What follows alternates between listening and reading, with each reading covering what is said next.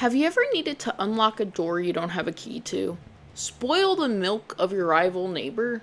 Turn invisible? Or create forever wealth via the nutsack of a dead guy whose skin you're wearing? This is about the Necropants in the wacky world of Icelandic witchcraft.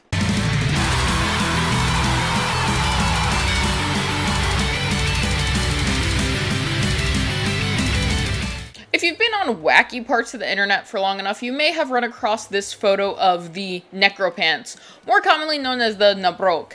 This is just a small facet and part of Icelandic folklore and witchcraft, and today I will regale you with some of its lesser known objects and creatures, like almost a female-made homunculus, the Tilbury. But first, let's get into why Iceland was doing witchcraft.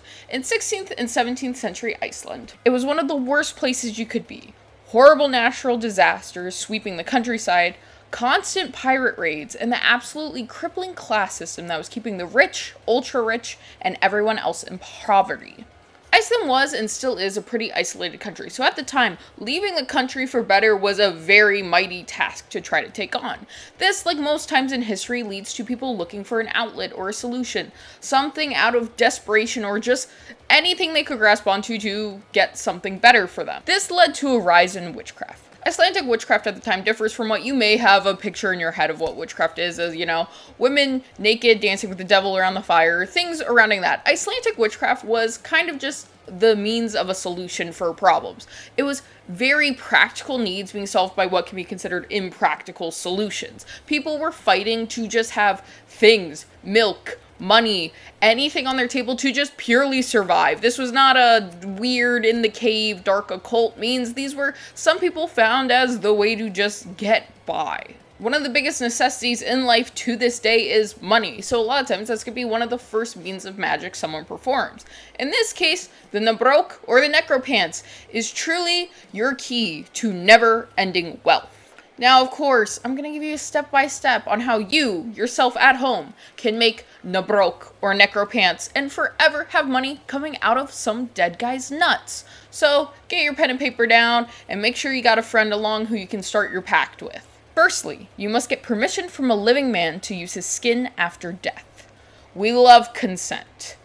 After you have this consent given, once they're buried, as soon as humanly possible, you will go and dig them up and flay them completely in one piece from the waist down. It is very specific, don't get holes in it. I am curious, if you mess up the flay, can you no longer use it? And you're like, man, totally just wasted that guy, but regardless, get one clean flay, waist down. As soon as you have the skin ready and you step into them, they will stick to you like a second skin, literally. It's said they begin to grow onto the person. But this is just the beginning. We must now start the money activation process of the Nebrok. A coin must be stolen from a widow, which timing of your theft varies depending on who or what text you're following. Sometimes it's you do it the day after you flay. Some of them's like it's this very specific time in between occult holidays, but you have to steal from a woman who lost her husband. The coin must be placed in the scroll along with a stave. A stave is a magical symbol in Icelandic magic. The Necropants one is this one specifically. Consequently, the coin will drop money into the scroll so that it will never be empty as long as the original coin is never removed. So every time you will go and reach into what most of the text will refer to as the pocket, you will be met with gold coins that are somehow appearing from living people, which, you know, magic. So, I don't know, there's coins in the nuts. Now, because of the work that went into this and the, I guess, connotations surrounding it, it is imperative that you do not die with the pants on. You must find someone who will agree to take ownership of the Necropants off of you before you die. So around near the end of your life, you will find someone who will agree to this. And as you take them off, they will step immediately into the leg you take off. This is supposed to be as smooth and clean of a transition as humanly possible. And if you're worried the person will back out of this agreement, the second they step into whatever leg you stepped out of, they're sealed. Their fate is completely sealed. They are trapped, even if it's against their will. They will have to put the other leg of the pants onto themselves. More often than not, you're going to kind of want to have a homie who's going to take the pants from you, or even keep it within your own family so the wealth continues and prospers amongst each other, because As you may have just noticed, that's kind of a lot of work to get this money in these pants, so you're kind of not gonna just find some random guy on the street and be like, hey, you want these? So that's the purpose of the Necropants, but its existence beyond this photo is actually extremely wildly limited. There is no record ever of someone truly creating or owning or wearing the Necropants. Obviously, we have reference to it, and they exist on the basis of small subsets of text we have surrounding Icelandic magic and specifically the Nebrok. So if no one made it, how does this photo exist? How do Necropants exist? Well, this is actually a very impressively made gaff. It was created by renowned set designer Arne Paul that he crafted for the Icelandic Museum of Witchcraft, providing visuals to the extremely taboo folk stories of the Icelandic craft.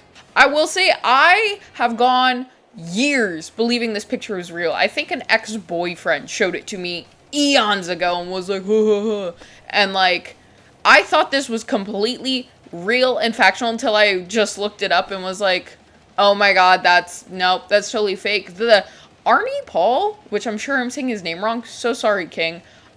Phenomenal job. This looks so realistic. Like, it's kind of insane, and I'm sure people are gonna be like, it looks so fake, I can't believe you thought it was real. First off, I'm stupid. Second of all, I think it looks good. Now, this doesn't explicitly mean no one ever made a pair of Necropants. It's just that we don't have any text recanting someone who actually made them and wore them and used them.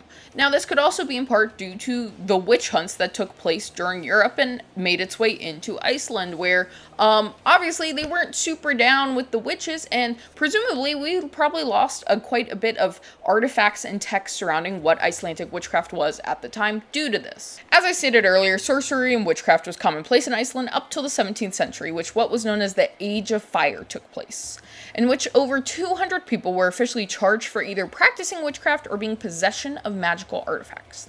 The majority of prosecutions came from sickly people who blamed their illnesses on their enemies. This is extremely similar to the majority of Europe's witch hunts, which the two countries who had the highest rates of executions and accusations of witchcraft and practitioners was Germany and Switzerland. I know most people in America have a witch hunt reference to Salem, Massachusetts, which there was a witch hunt and witches were executed there, but compared to the level of Europe, Salem was truly microscopic on the height of their witch hunt. Although the exact number of executions in Salem mildly varies, it's typically recognized that 14 women and 5 men were executed for being practitioners of witchcraft in Salem. But just in Switzerland, the number again does vary, but minimum it is in the thousands. I found some articles that are pretty reputable sourcing minimum 20,000. So I'm gonna say, let's just say 5,000.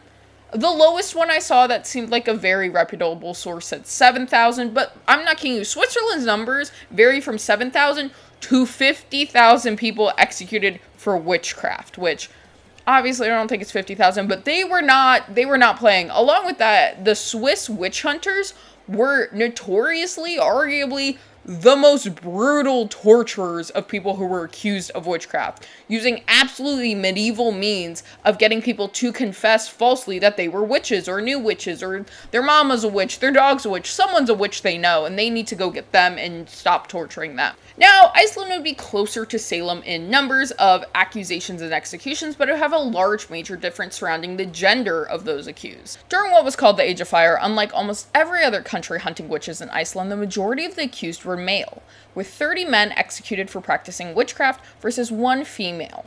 But even with it predominantly being a male-centered sorcery and witchcraft culture, there was a large focus that only creatures could be made by female witches or sorcerers. The most notorious one of those arguably being the Tilbury. This is the Tilbury. More specifically, it is another gaff made by Paul for the Icelandic Witchcraft Museum, which, how absolutely gross and horrifying and neat are these dudes? I, put this dude against a gremlin and see what happens. I think Icelandic witchcraft and occultism is so underused in horror because some of the creatures they make are absolutely mind-blowing. Now, for the sake of this being my video on my channel and probably a lot of yours knowledge, this is almost in a way kind of a homunculus, as in you have to, you know, feed it from yourself for it to actually become alive and grow and do your bidding. And I know you're bursting at the seams of how you at home can make your own Tilbury, so once again, get your pen and paper, let's start making monsters. This is, once again, truly about necessity. Your Tilbury will provide two things for you, milk and wool, and at this time, those were probably one of the highest necessities to have in Iceland. For a sorceress to summon a Tilbury, she must find a recently deceased body and take the rib bone from said body, and then wrap it in gray wool that's stolen from a widow. They just love stealing things from widows. Also, again, this is another focus on death. Icelandic occultism does have a lot of necromancy within it, which we will get into later in one of the darkest books of necromancy that comes from Iceland. But it is very interesting to see a big difference from a lot of other cultures' versions of witchcraft and occultism, especially in Europe. I feel like Europe wasn't, well, at least certain parts of Europe, didn't have a lot of necromancy in their texts, and Iceland has a lot of necromancy. And, you know, you're on this channel, you can tell I probably kind of have an interest in necromancy. But regardless, let's keep building. Once the bone is wrapped in the stolen wool, the sorceress will place it between her chest lumps. I don't want another strike, please. I'm trying so hard right now. And for the next 3 Sundays in a row, she will take her communion wafer or communion wine at church and spit it into the Tilbury, feeding it until it's matured enough to then suckle on the inside of her thigh, eventually creating a third nipple there, leaving a mark like a wart. Once it reaches this stage, it'll be able to perform its boring task. It'll slink off to your neighbor's land and then go up to its goats and cows and suckle the milk out of them till it is completely full. Your Tilbury will then return home and presumably say, "Belly full, mother." That's my Tilbury voice, I guess I just now decided. And then you, in response, will say, "Puke it in the butter churn, boy." In turn, you will always have milk on hand, which, as I stated, is highly important. As for collecting wool, as it's wrapped around wool itself, it'll just go up to sheep, presumably, and just wrap itself up in their wool and come home, like, bigger. It's kind of like a living spool of yarn in that way, I guess. When you do not have your Tilbury around, you will have it strapped to your thigh, suckling on this third main nipple that it will now be feeding off of your blood. And that is what keeps your Tilbury alive and around, moving and doing whatever you need it to. So they'll like strap it to their leg in theory and just have it constantly feeding there. Now, believe it or not, the Tilbury is actually quite documented as so-called real and occurring at the time. The most well-documented case of that being in 1635, the beginning of the Age of Fire. A woman was suspected of holding a Tilbury that she inherited from her mother. The parish priest forbade her from entering the church, but once they found out there was no proof of her having one, she was allowed to go back to church, and the sheriff was scolded for some reason. I read the official texts about it, and again, these are all translated, so there's like a little whatever, so I'm gonna mention to you what I was able to read. For the sheriff was scolded for this occurrence. Like Summer and Tilbury, as I mentioned, most things involving Icelandic witchcraft was purely a necessity thing. It's not a lot of typical caricatures of, you know, devil worship and demon practice, but of course I do want to mention that obviously was still around in there to a degree. People even refer to the Nebrok as demon pants, and if you know you wore them, you were making a pact with the devil and it was evil. This definitely had some sort of place within it, but it was never a major ideology or focus. That is, except for a very powerful Christian bishop at the time. I'm sorry for any mispronunciation. I'm not Icelandic, and I tried, and I'm bad at enunciating the 2 languages I do speak, so. Rauskina, also known as the Book of Power, is a legendary book claimed to be the most terrifying document of black magic ever made. So dark, many can't fathom and believe a man of Christian faith, let alone a bishop, was the one who crafted it.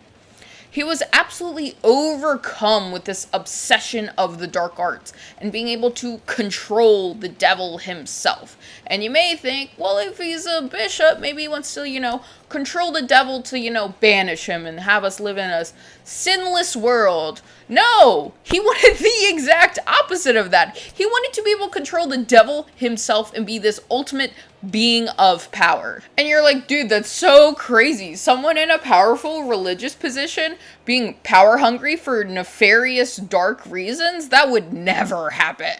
It became quickly apparent his main focus was this book and gaining this dark power over the devil, and genuinely didn't really care about being a bishop anymore. All of his time, energy went into this book of writing down how to control the devil himself. Obviously, he wasn't able to be successful with this plan as, he's not ruling the world with the devil, as well as the fact that no one has actually ever seen the book or the contents of it. The bishop died and the book was buried along with him inside of his casket. And no one ever saw the contents of it or was able to make a copy of it, even though for some reason you can pay like $100-something and get a copy of it online. From everything I have seen about this, which I'll be real, there's not a lot of documentation about it. No one got access to this book and no one was able to make copies of it. But there was one occultist who got allegedly closer than anyone else. Luther and his student came to the cathedral where it was suspected the bishop was buried in an attempt to raise him from the dead and hand the book over to them. As I mentioned earlier, Icelandic does have a big bit of necromancy involved, so something like invoking the dead was not uncommon to hear about taking place with Icelandic sorcery. Allegedly, Luther was successful in raising 3 bishops from the dead by singing specific psalms and incantations. The 3 bishops ran from him in fear, being God-honoring men. He continued singing, and eventually a 4th bishop rose from the dead, one who had no cross on his chest, and carried a red book with gold letters, that being the Book of Power, the book that so many men sought after and had never seen before. Luther's students saw the book being handed over to him, but he was overcome with fear and began to ring the bells of the cathedral, which broke the spell and the entire scene of the undead. All the bishops completely vanished, and shortly after, Luther died. Legend states he was sailing his boat and the devil dragged him into the depths of the sea and drowned him for attempting to make him his slave.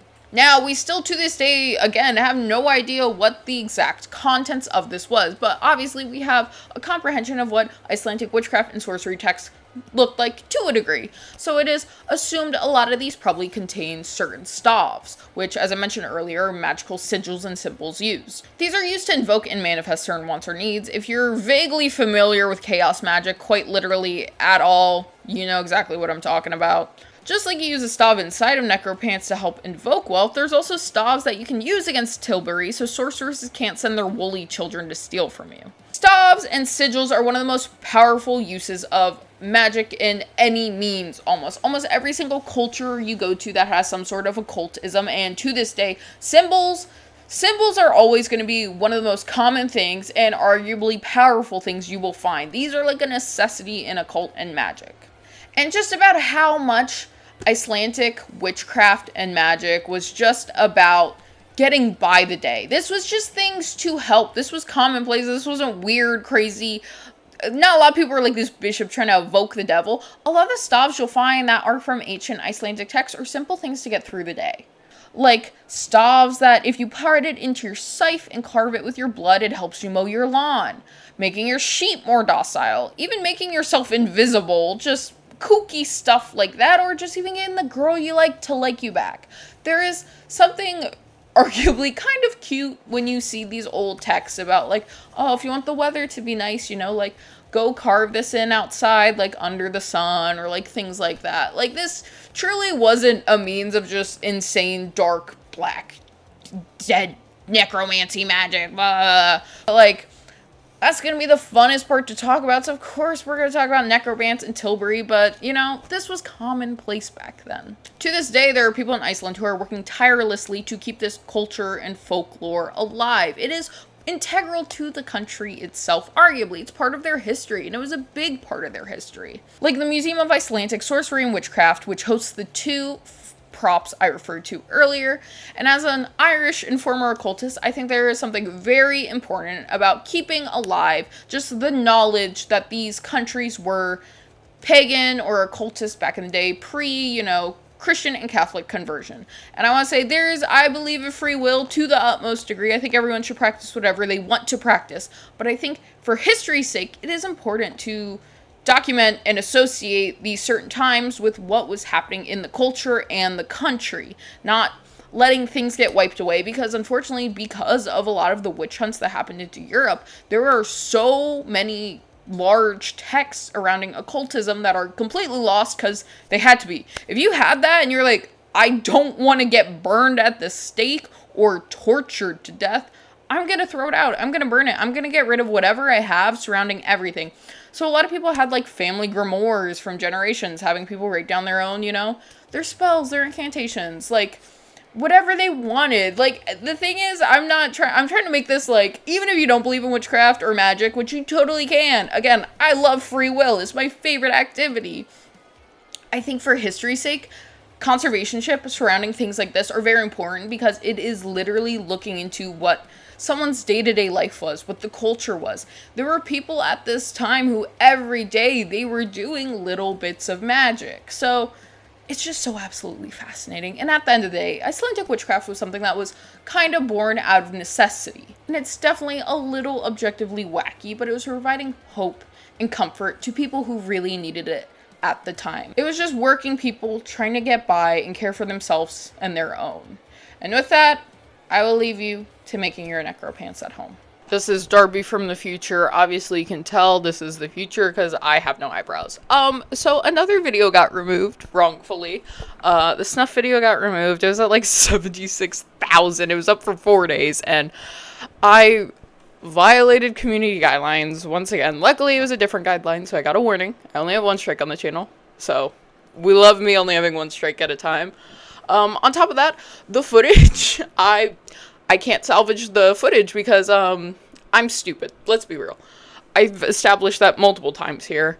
I have, like, a rule of thumb lately where I'm like, oh, if it's good for 3 days, like, it's gonna stay good. That obviously is not a rule that's gonna exist anymore. I'm gonna keep everything all the time. But, it hit 4 days, so I was like, yeah, whatever. And, yeah, no, at, like, 3 a.m., they, removed it. And I, of course, submitted an appeal. And then this morning at 4 a.m., they rejected the appeal. And I knew they were going to reject it. If the Vor video got it, I knew this one was going to get it, but, that's removed. With that, everybody needs to get cool with some lame shit real quick, okay? I'm going to be using almost only stock footage, and I'm going to be doing a lot of self-censorship. It is what it is. You want to watch it? Watch it. You don't watch it. That's really what this PSA is. Right now, I think I am going to re-record and redo the entire snuff video. I'll be able to add in some more stuff and, reiterate things that some people weren't comprehending well in the comments because they didn't listen or watch the video at all. So I'm just going to redo the whole video. It's gone. The 4 video's gone. They're all wrongful. They're all wrongfully taken down. Like, I'm not even, like, trying to be, like, they're attacking me. Like, this is so wrong. But, like, genuinely, brother, they were taken down wrongfully. It is what it is. I can't do anything about it. So from here on out, I'm gonna be a lot, like, I'm still gonna do everything the same. The visuals are gonna start, they're not gonna be as cool. That is what it is. But I'm obviously gonna keep doing this and doing my best. And luckily, I now have someone who is kind of helping me with stuff to make sure I don't get in trouble. So that's cool. So let's try to not get in trouble anymore. Also with that, I am at a tattoo convention in like 2 or 3 days. This video was my like pre-recorded set thing, so I wouldn't like miss a week making stuff. So with that, I also might miss a week making stuff. So, be patient, be cool. But that was it. Future Darby out. Thanks for watching, liking, commenting, and subscribing. I literally just woke up, but yep, all that. Thanks for sticking around. So, have you ever seen the Necropants? Am I crazy? Do people not know what these are? I feel like people are gonna be like, yes, I've seen this on the internet. Or, I feel like this quite a bit, and like 5 people are like, yeah, girl, I know what you're talking about. And then the majority of the comments are like, what is this? what are you showing me? So if you know about them, let me know down below. Also, how do you feel about it? How do you feel about Icelandic witchcraft? Do you think it's real? Do you think it's fake? Do you think it's kooky? Do you think it's fun? Do you think it's dumb? Let me know down below. I'm at the point where I'm like, do we keep saying milestones at the end? Because every time I upload it, I'm always wrong. But right now, I think I have 15,000 subscribers. I should have checked before I started filming. I kind of jumped the gun. But however many I have, thanks so much. It's so awesome we have this many. And I want to, as always, shout out the members of the channel. Y'all mean the most. Remember, see the videos a day early if you're interested. It's down below, as well as all of my social media. Instagram, TikTok, Twitter, Letterboxd. I almost said LinkedIn. I do not have a LinkedIn. Don't try to find my LinkedIn. I'm on all social media. It's linked down below. Go follow me there. Go see what I'm doing there. And once again, thank you so much for watching, liking, commenting, and subscribing. If you like this video, hey, maybe you like my video about the Exorcist and the real horrors that took place on set. With that, I will see you next time. Thank you so much for watching. Goodbye!